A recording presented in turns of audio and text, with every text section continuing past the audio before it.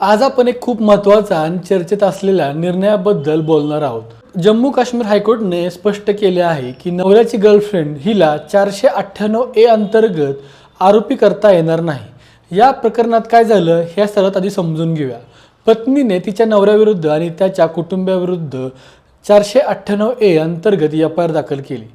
पण इथे ट्विस्ट असा होता की तिने नवऱ्याच्या ॲलिज गर्लफ्रेंडला सुद्धा आरोपी केलं, म्हणजे थेट मैत्रिणीवरच केस दाखल केली। यावर कोर्टाने खूप महत्त्वाचं ऑब्झर्वेशन केलं।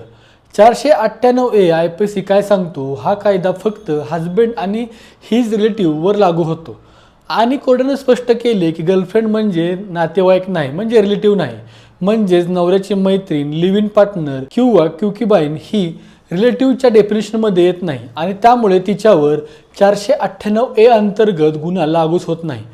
कोर्टाने असंही सांगितलं, रिलेटिव्ह म्हणजे रक्तसंबंध, लग्नसंबंध किंवा दत्तक संबंध, पण गर्लफ्रेंड ही तिचा कोणताही लीगल रिलेशन नाही। याशिवाय कोर्टाने अजून एक मोठी गोष्ट सांगितली, FIR मध्ये कोणतीही स्पेसिफिक माहिती नव्हती। FIR मध्ये जनरल आरोप होते आणि अशा आरोपांवर क्रिमिनल केस चालू ठेवणं म्हणजे कायद्याचा दुरुपयोग आहे, असे सुद्धा हायकोर्टने स्पष्ट केले।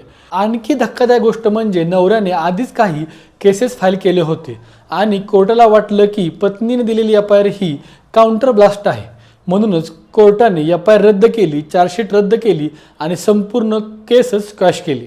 आता ह्या सोप्या भाषेत या केसचा अर्थ समजून घ्यायचा झाला तर 498A चा वापर फक्त नवरा आणि त्याच्या नातेवाईकांवरच होऊ शकतो, बाहेरच्या व्यक्तीवर नाही।